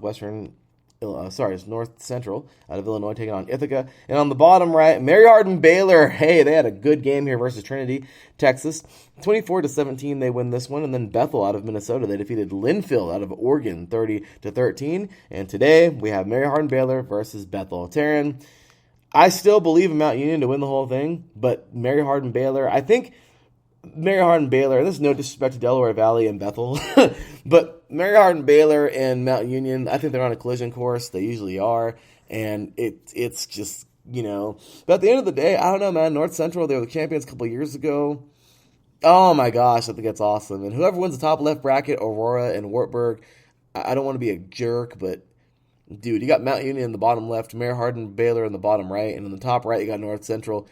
If Wartburg or Aurora wins this whole thing, I think they can be automatically called a powerhouse. Because those other three schools are powerhouses. So I don't know, Teran, but talk to us, man. Who you got? I'm going to go still Mount Union for the whole thing. So yeah, I'm going with Mount Union and Mary Hardin Baylor to win their matchups. Here's what I think for the Wartburg-Aurora matchup. Wartburg has only given up a grand total of 26 points throughout their postseason run, whereas Aurora, they've scored 33 and 48 points in their postseason games this year. Here's my thing. Wartburg, it's going to be Wartburg's defense taking on Aurora's high-flying offense. As much as I think Wartburg is going to basically stonewall Aurora, I got to go with Aurora winning this one. And then North Central, it's kind of the same thing. North Central has only allowed 7 points this entire postseason, while Ithaca scored 63 in their first matchup, and then they scored 31 against Springfield. I'm going to go with North Central coincidentally. So I think North Central pulls out the win over Ithaca. I think their defense rises to the occasion just because only getting 7 points is not anything to joke around with. Agreed. North Central, man, they won it all a couple years ago. Their quarterback and I think and their wide receiver right off from the sunset with the championship. I mean, it's awesome stuff there, but we shall see how that goes. Division 2 today. Oh, it's last week. Indiana, Pennsylvania defeated Ashland 19-13, and Shepherd defeated Slippery Rock 37-27. Today, Indiana, Pennsylvania will take on Shepherd in the top left. Then the bottom left bracket. Hey, Wingate defeated Benedict. How about that upset, man? They defeated the number 1 seed there, 23-6. And West Florida, number 3, West Florida, another upset, Teran. A 3 seed over a 2 seed, defeated Delta State 38-27. West Florida, the champions from a couple of years ago, go Argos. They'll be taking on Wingate. I'm going to say I'm a little bit of a West Florida fan here. Great stuff. And then on the top right, we have Grand Valley State. Teran, this team defeated Ferris State this year, took away their number 1 overall ranking. And well, Teran, guess what? They meet again. Oh, yeah. Grand Valley State will defeat Northwestern Missouri State 13-8 last week in a very defensive game. Also, number 2, Ferris State. Well, at least in their bracket, number 2. Ferris State will defeat Pittsburgh State in a very defensive battle also, 17-14. Well, Teran, well, as in the words of Jean-Philippe. Here we go again. Grand Valley State will take on Ferris State, brother. That's coming up in just a few hours. Oh my gosh, here we go again. This is to go to the Final Four. So super cool, that matchup there. That's the one to watch in my opinion. And then Angelo State defeated Bemdee State 33-7, and Colorado School of Mines defeated Minnesota State 48-45. Hopefully I said Bemdee State correctly. I got to make sure I got to figure out how to say that correctly. But then Angelo State takes on Colorado School of Mines today, and there it is. So I don't know, Teran. At the end of the day, I think this is going to be a great quarterfinal, but as of right now, man, I can't go nowhere but Grand Valley State, in my opinion, to win this whole thing. But what do you got? Yeah, I got Grand Valley State beating Ferris State. I have Colorado School of Mines pulling off the win in their little matchup against Angelo State. I've got West Florida edging out Wingate, and then I'll take Indiana over Shepherd. Great matchups there. And who will be in the Final Four next week? We shall see. Or coming up, that is. And then, of course, in the FCS, well, last week, Delaware, the Blue Hens did away with St. Francis of Pennsylvania, 56-17, that is. And they will go now to take on, today, South Dakota, the Jacks, South Dakota State, amazing school there. Number one, they knocked off North Dakota State this year, so we shall see how good they do in this tournament. Then staying in the top left bracket, New Hampshire defeats Fordham 52-42, and they'll take on Holy Cross today, number 8 ranked or seeded Holy Cross. In the bottom left, we have Gardner-Webb over Eastern Kentucky, 52-41. Gardner-Webb will take on the number 5 seeded William and Mary. And on the bottom left, we have Weber State, another Utah school, Teran. They will defeat North Dakota 38-31, and they will head on over to take on Montana State today, the team that got all the way to the final last year and lost to North Dakota State. Weber State, once again, Montana State coming up today, and Montana State currently the 4th seeded team. In the top right bracket, we had Montana, the Grizzlies. Hey, they will defeat Southeast Missouri State 34-24, and Southeastern Louisiana defeated Idaho 45-42. North Dakota State will host number 3 seeded. North Dakota State will host Montana, and number 6 seeded Samford will host Southeastern Louisiana. And in the bottom right bracket, we had Furman defeating Elon 31-6, and Richmond defeating Davidson 41-0. Now we have the number 7 UIW taking on Furman, and the number 2 Sacramento State will be hosting Richmond. This is a pretty good little matchup, Teran. I don't even know who to. I mean, I think South Dakota State's going to win the whole thing still, but we have some great matchups in the FCS tournament. Yeah, absolutely. I know this one might not happen as Montana has an uphill climb against North Dakota State, but I think it would be quite interesting to see a Montana versus Montana State matchup. So we'll see what happens, but I wouldn't hold my breath on that one just because North Dakota State is just too good. And then South Dakota State, I think, is probably going to win their way. Obviously, they want another crack at North Dakota State. So we'll see what happens come this round. But wouldn't that be awesome, Teran? Montana State versus Montana. I mean, I'm just saying, man, those two schools, they got some bad blood. They're rivals, man. I mean, I love it. And just they play each other every year. This year, back on the 19th, Montana State got the better of Montana 55-21. Can they meet again in the championship? We shall see. But yeah, so anyway, Teran, there we are, man. We have made it. We talked some high school, of course. We're getting down to the nitty-gritty for them. Well, for high school, we talked 3C2A, NJCAA, the NAIA. We got into D3, D2, and the FCS tournament. Well, Teran, we got about 13 minutes left here in this show.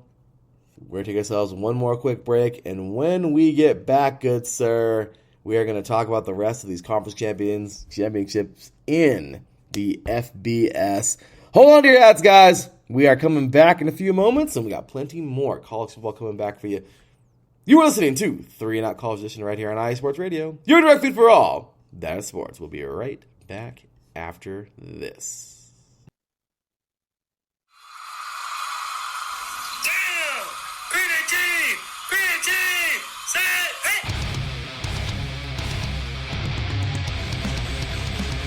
Oh, no.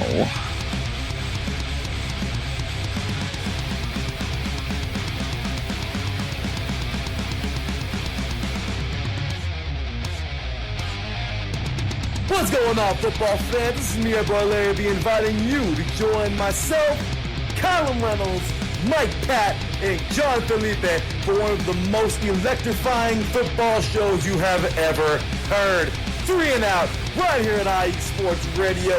Recap of the week before, a preview of what's to come, and of course, 3 hardcore head-to-head prime-time face-offs each week. You don't want to miss it.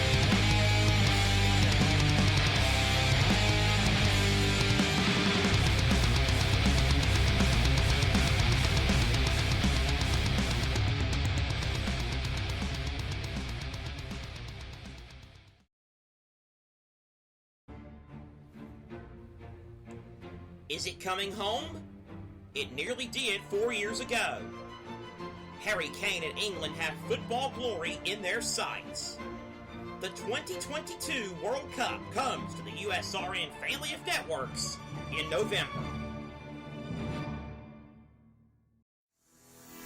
Sports fans, do you like teams that are tough, cities that are tougher, and fan bases that are passionate about their teams? How about teams that are historic and stadiums that are iconic? Then you belong in Chicago, and you need to check out Chi-Town Weekly.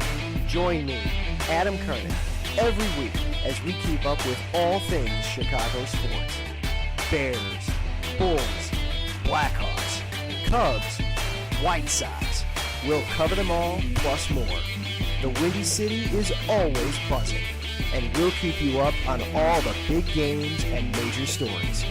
So tune in to Chi-Town Weekly every week right here on IE Sports Radio, your direct feed for all that is sports.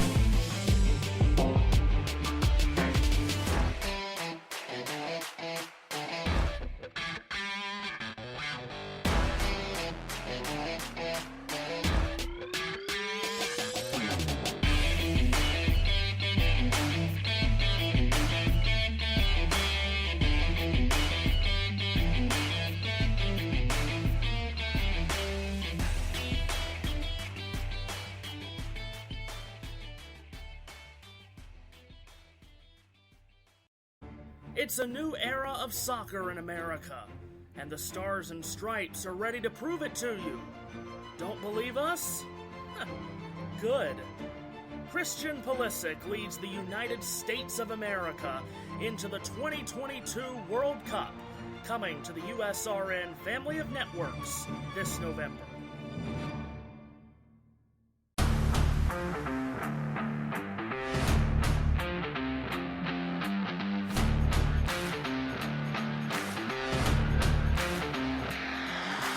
What's good, fight fans? It's your boy, Marcus Los Great, here to give you what you want, here to give you what you need.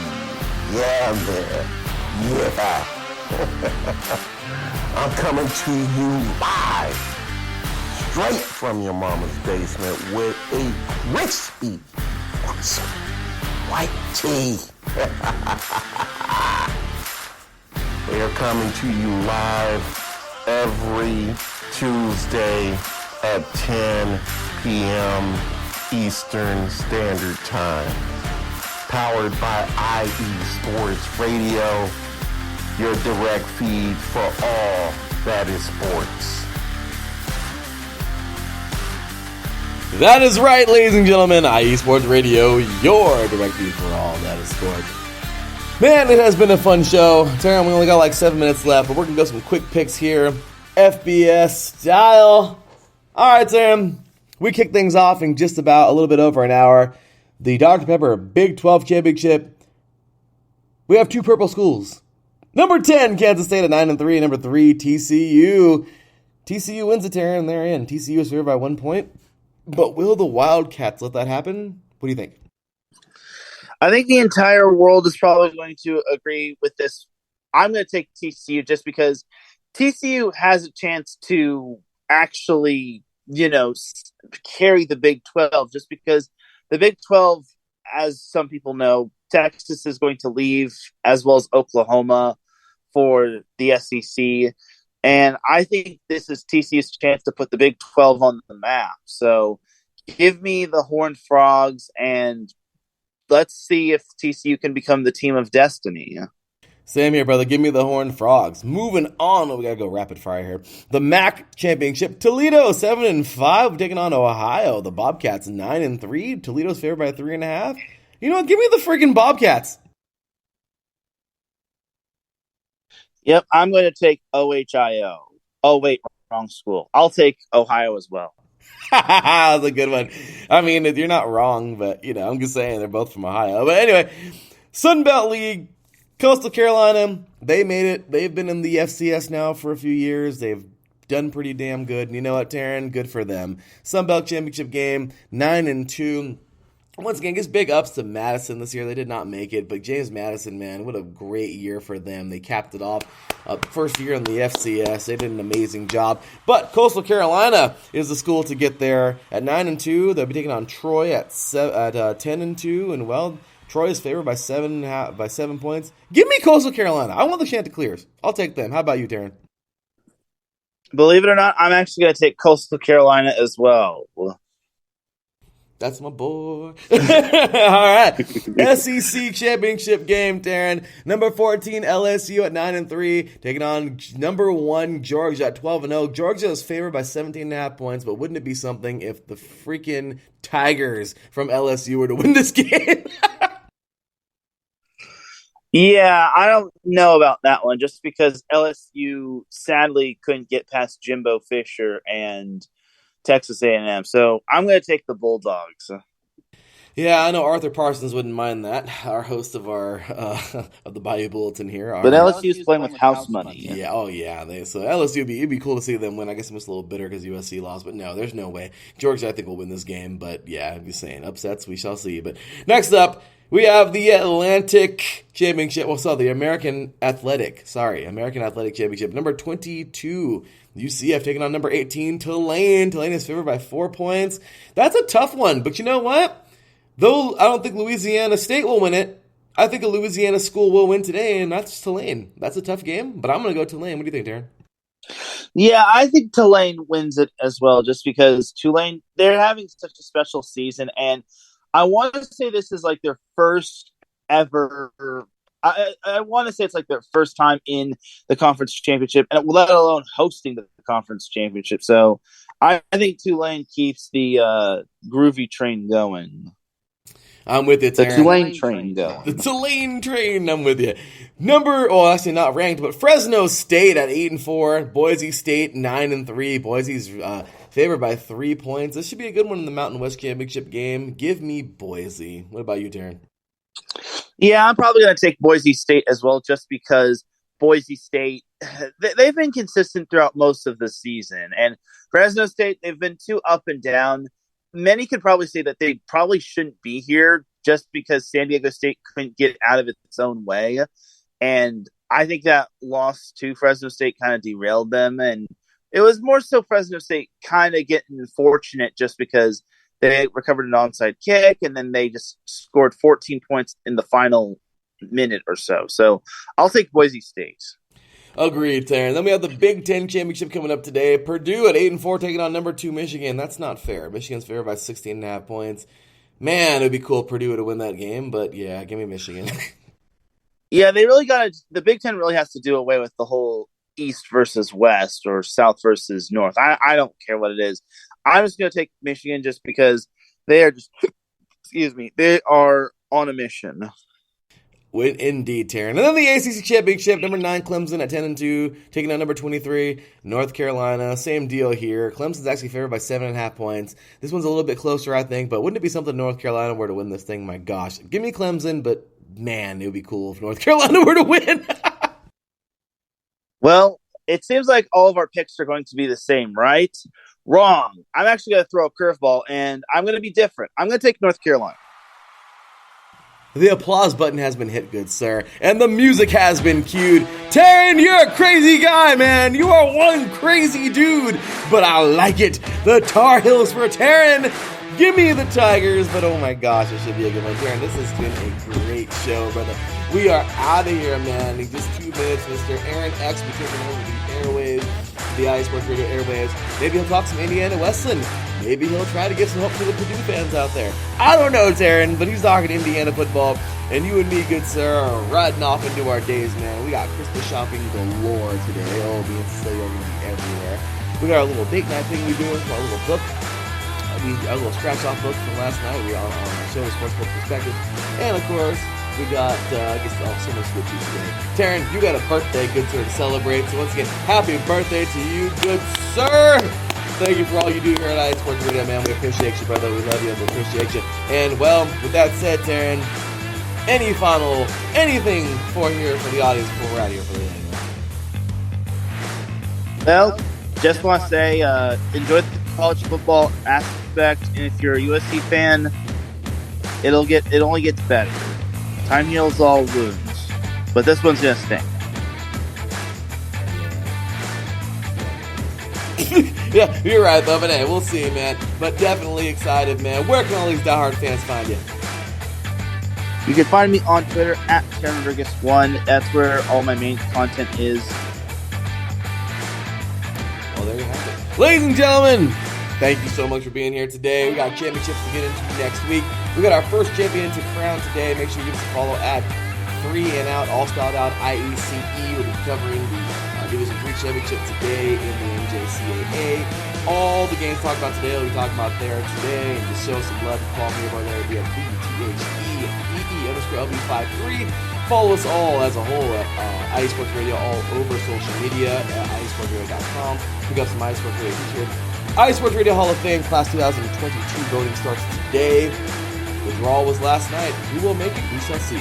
With that said, for Mr. Teran Rodriguez, for me, your boy Larry B, that will do it. We will see y'all next week. Until then, take care. And as always, God bless.